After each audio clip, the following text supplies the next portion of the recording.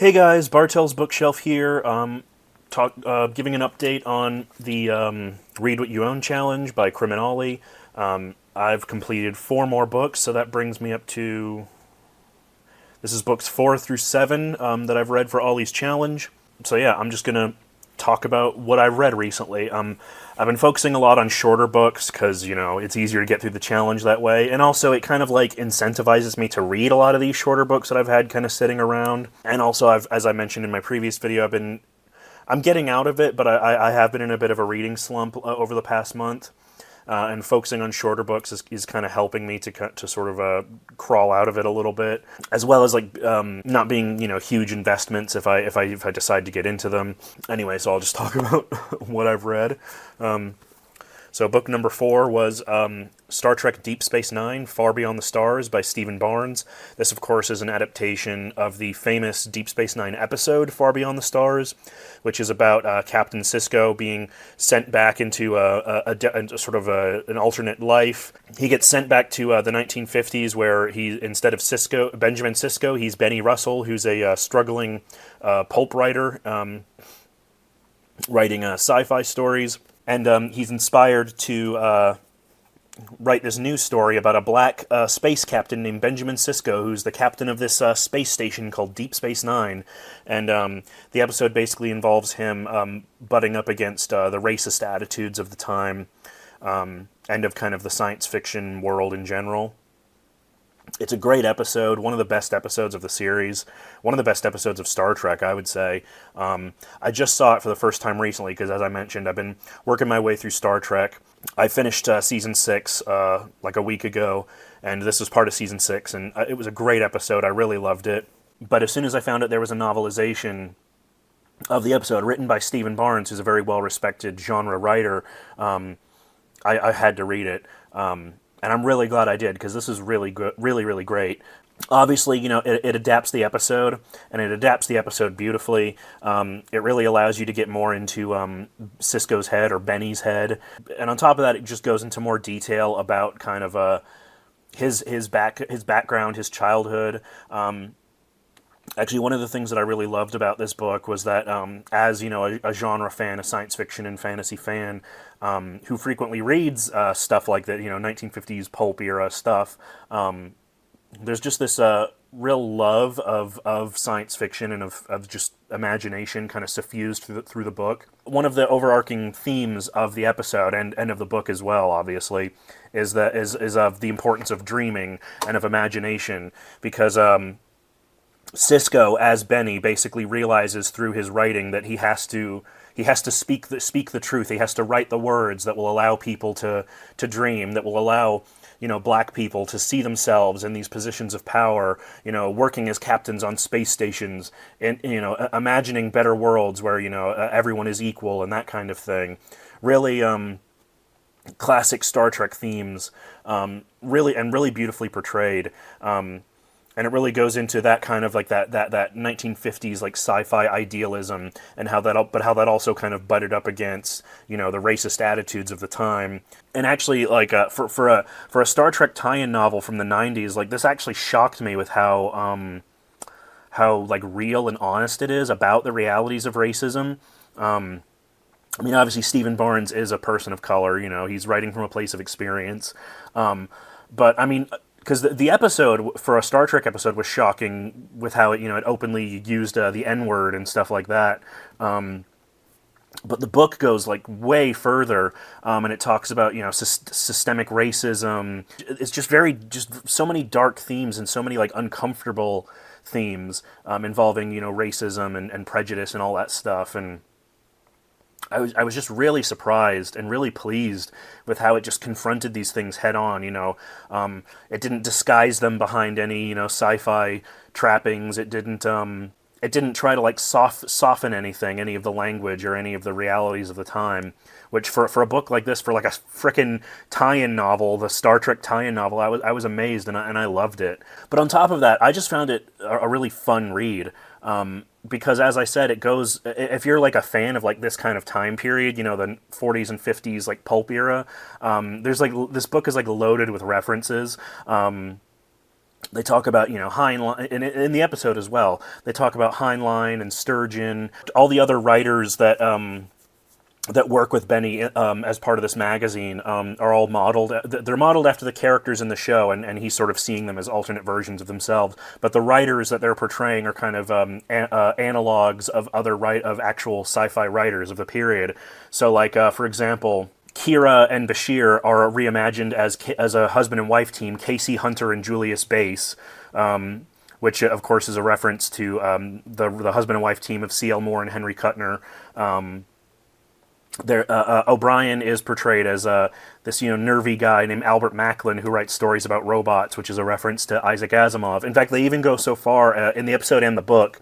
At one point, Albert Macklin gets a novel published through Gnome Press, which was exactly what happened with Asimov. His early novels were published through Gnome Press, like I, Robot and the Foundation books and stuff. And it goes into detail about kind of the period, much more so than the episode could, talking about kind of the struggles of being a writer at that time, of payment, of kind of just the overall kind of like office vibe of everybody, and it really gets at that sense of like camaraderie that a lot of sort of people in fandom and writers within a certain sort of genre share with each other.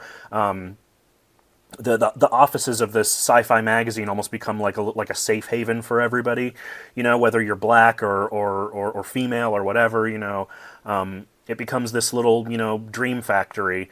And that was an aspect that was touched on in both the book and the episode that I really loved. And on top of that, just the book just looks cool. It looks like an old issue of Galaxy or something like that, an old pulp magazine. And all of the names on the sides here are references to the characters in the episode. Casey Hunter, Herbert Rossif, Albert Macklin. And Albert Macklin's story in this is called Me Android, get it? So it's just, so on top of tackling all of these really serious loaded themes of racism and prejudice and the importance of dreaming, of imagination, of writing, of hope. It's also just really interesting and fun to look into that time period. There's some historical details that are a little wonky, like some of the writers that they reference weren't really publishing at this time. Like in the book, they mention Ben Bova and Harlan Ellison, who had written a little bit in the 50s, but they really didn't write what they would become known for until the late 50s, early 60s. This is supposed to take place in 1953. Not all of the historical details are like spot on, but it doesn't really matter.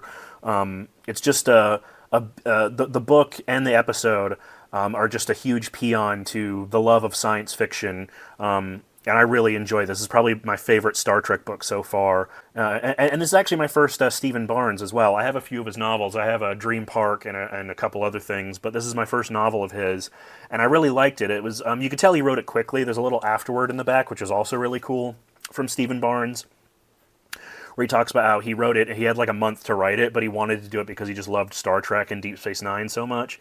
And you can kind of tell it was written quickly, like some of the prose is a bit wonky, but overall, like, it's just very, very beautifully done. And I really enjoyed it. It was just really, really great. I'm glad I read it, so, yeah. As I said in my previous video, I haven't given up on Alt-Vember completely. I've been reading alternate history, just more, just not doing the rigid themed weeks and stuff like I was doing. And so I read, actually similarly, this is from the same time period that takes place in Deep Space Nine. This is Less Darkness Fall by L. Sprague de Camp. This is a very famous early alternate history novel that was originally published in 1939 in Astounding, I believe. I'll have to check that.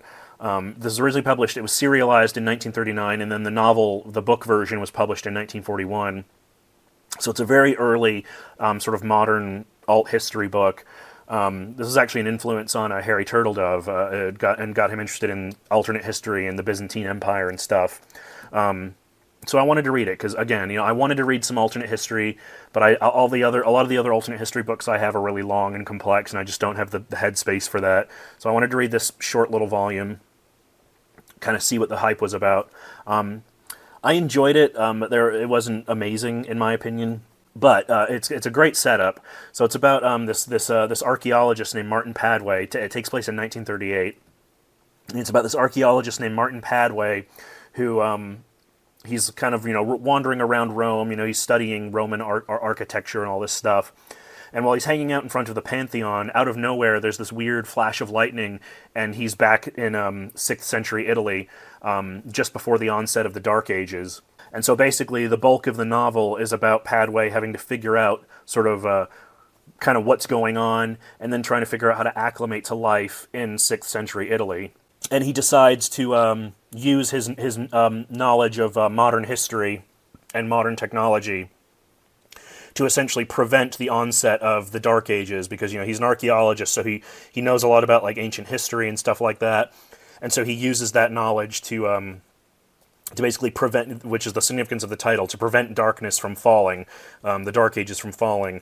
Because again, as I said before, I'm not a history expert, but this takes place in 6th century Italy, during the Gothic era, when there was like the Ostrogoths and stuff, and they were kind of ruling Rome at the time, and there was the book explains it, and I'm so bad at this stuff, but basically there was a lot of wars and stuff going on, and a lot of mismanagement, and an inept king, and a bunch of other stuff happening that essentially some historians believe was kind of like the onset of the Dark Ages, of like just this period of just misery and backwards thinking and everything.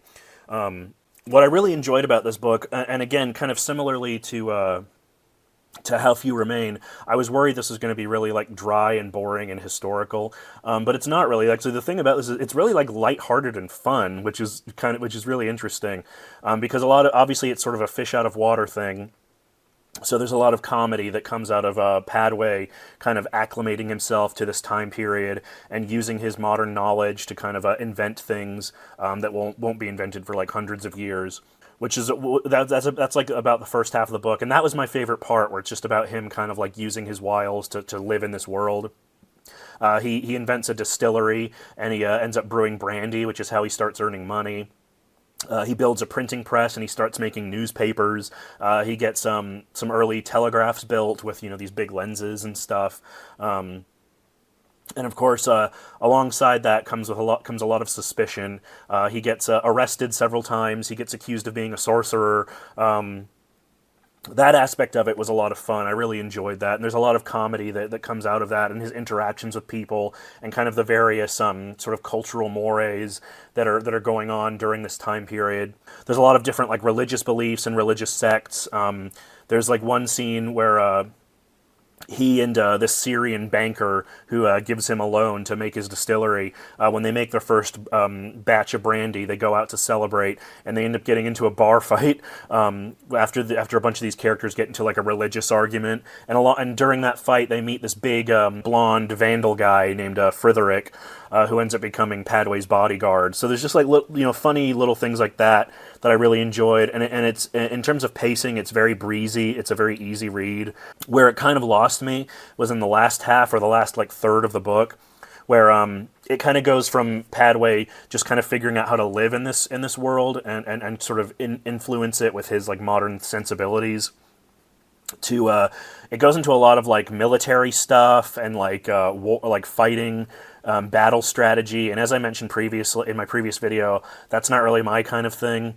There's like pages and pages and pages of like battle scenes and like describing kind of like the army was going here and then they did this so that they could take this area and all this stuff, and there's a lot of like complicated back and forth about like how winning this battle would like influence this or whatever, and to be honest, like that bored me a little bit. And on top of that, I think a lot of the character and the humor was lost in that, because it became more serious and more focused on like military stuff, and that just wasn't really what I was enjoying about the book in the first place, so it sort of lost me there. But it was a lot of fun, more so than any of the military stuff. I actually really enjoyed the political back and forth. So, for example, having to deal with the king, who's like kind of old and senile, and having to deal with the rival king who wants to like depose him from the throne. There's one bit where he's in love with this princess, and he wants to marry her until she turns out to be like really bloodthirsty, and so he marries her off to a friend. There's stuff like that, that I really enjoyed. I enjoyed all the character stuff, the character interactions, and sort of learning to live in this ancient world. But when it got into like the latter half with like the military strategy and stuff, I just got a little bored with it. But overall, it was an enjoyable read. It was quick, it was breezy, it was entertaining. I look forward to reading more of L. Sprague de Camp's work in the future. I know I have a bunch of his books around here somewhere. So yeah, I really enjoyed that. And as like an early alt history book, it was really interesting to see kind of where it influenced people and to see kind of where the genre at large kind of came from. I mean, I know there was alt history before this, but this is one of the most like influential ones. So I'm really glad I read that. So yeah, that was my fifth read. Because of reading the Deep Space Nine book and everything, I just started going on this vintage sci-fi kick, and I've got tons of like old paperbacks around here that I've been meaning to read anyway, so I've just been grabbing them off the shelves. The next one I read, book 6, was this short story collection by J.G. Ballard, Vermillion Sands. This was published in 1971, but the stories are from, I believe the earliest is 1956, which was Ballard's first published story, and the latest is 1970.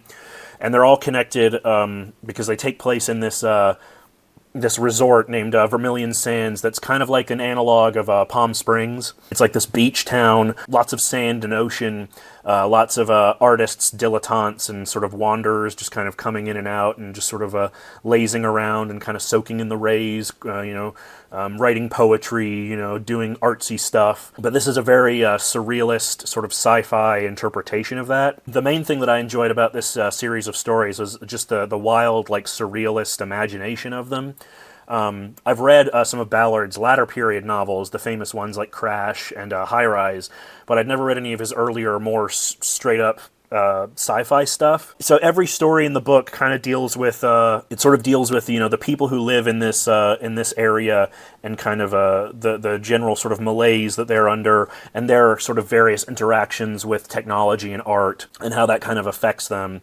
Very Ballardian themes, the intersection of technology and humanity and how technology shapes people and that kind of thing. But as I said, I really enjoyed the imagination in these stories.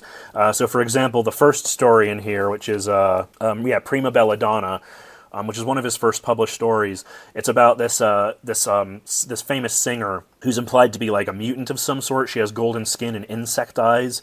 And she has this voice that has an effect on people where they kind of imagine these sort of idealized singers that they enjoy. So, like, for example, she'll be singing and somebody will see and hear, like, Wagner or something like that, being conducted, during the Bayreuth Festival, that kind of thing. And she ends up meeting this guy who's a florist who works with these interesting sort of mix of, like, plant and, like, musical instrument where they're singing plants that like respond to like human to like the people that are around them. They're like sonic plants, and she has this like weird effect on them where they kind of like they alternately seem to like really like her and despise her, and they freak out around her and all this stuff. But there's another story in here that I really liked called Venus Smiles.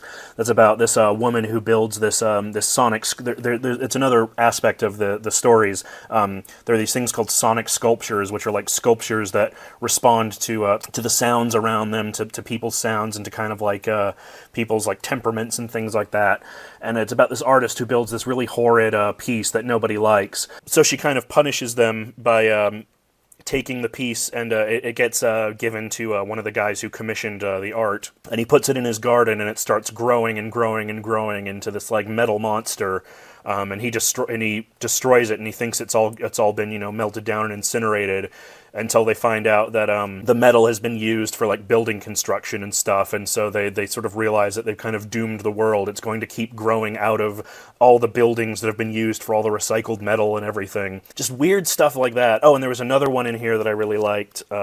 Studio 5, The Stars, which dealt with modern poetry, where all modern poetry is written with these devices called VT sets, which basically are like computerized things where you input information, like amount of verses, rhyme, meter, that kind of thing, and it kind of spits out a poem for you. And it's about this sort of maverick poetess who wants to kind of go back to the way things were, where people just wrote their own poems, and she kind of sabotages a bunch of people's VT sets in order to get them to write their own poetry. There's just a lot of stuff like that about sort of the intersection of humanity, art, and technology. All the stories just have this very surreal, sort of candy-colored, deserty, sort of disaffected atmosphere. It does get a little bit repetitive by the end of it, because a lot of it kind of revolves around the same stuff over and over again.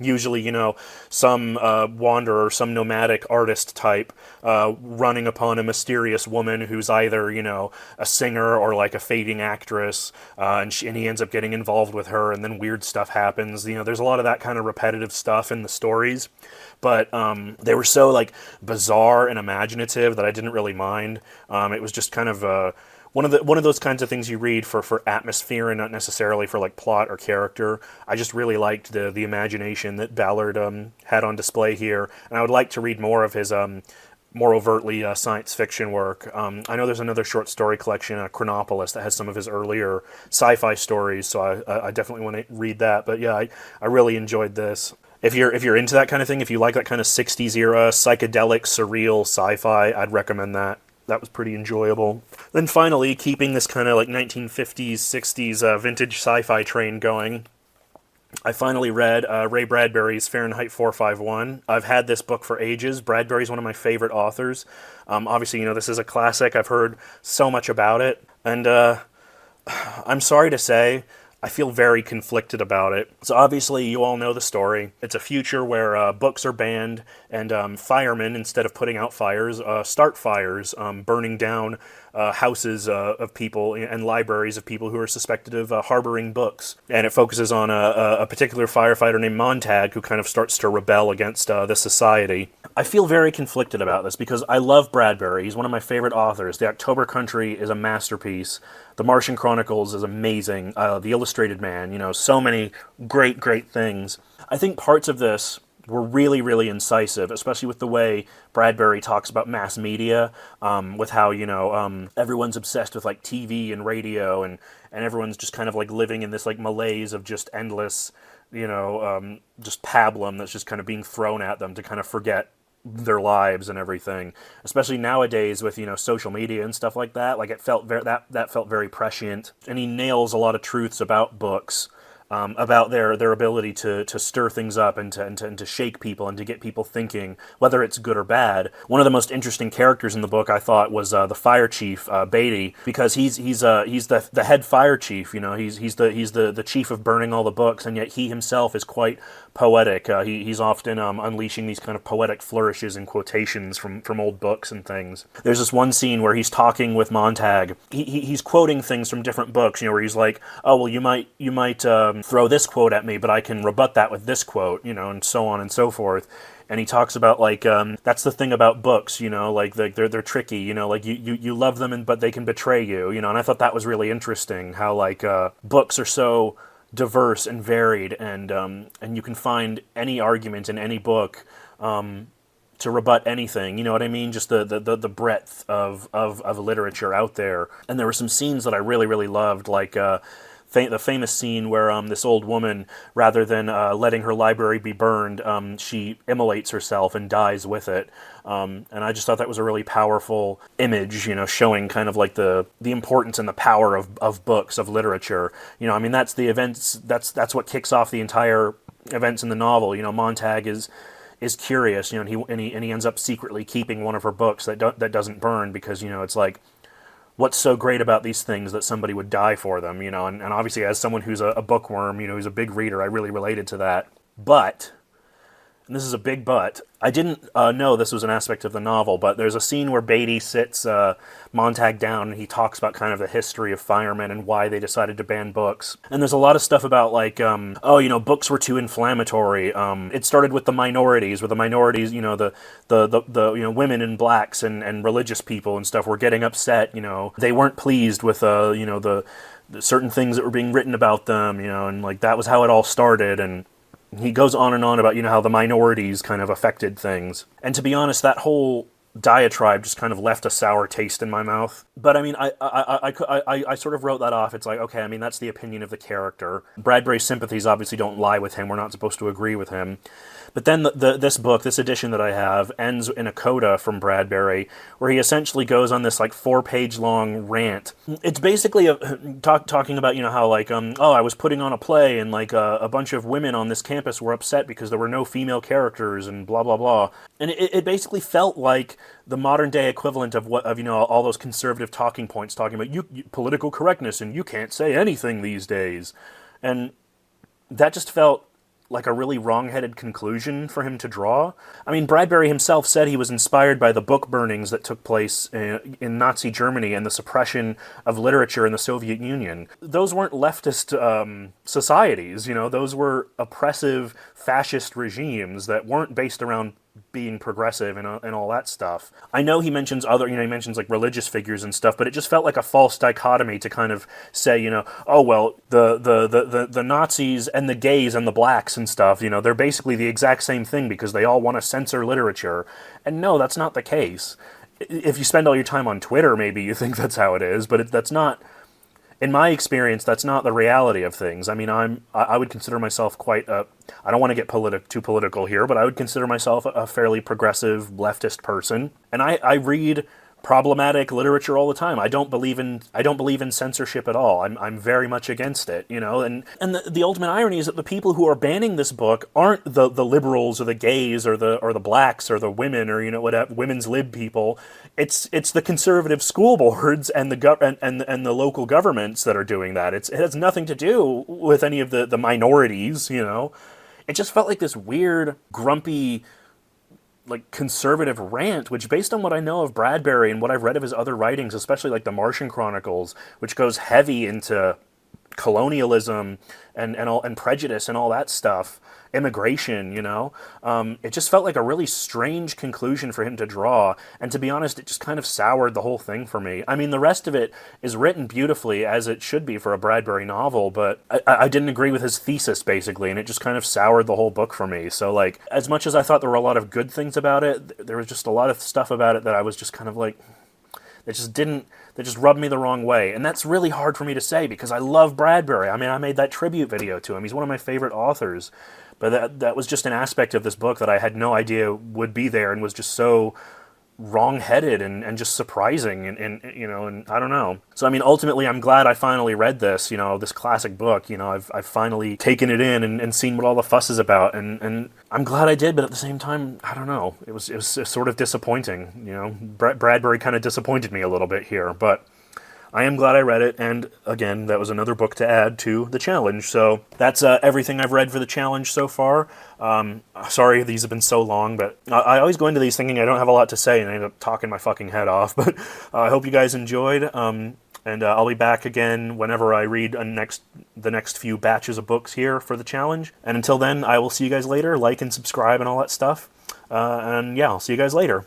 Bye.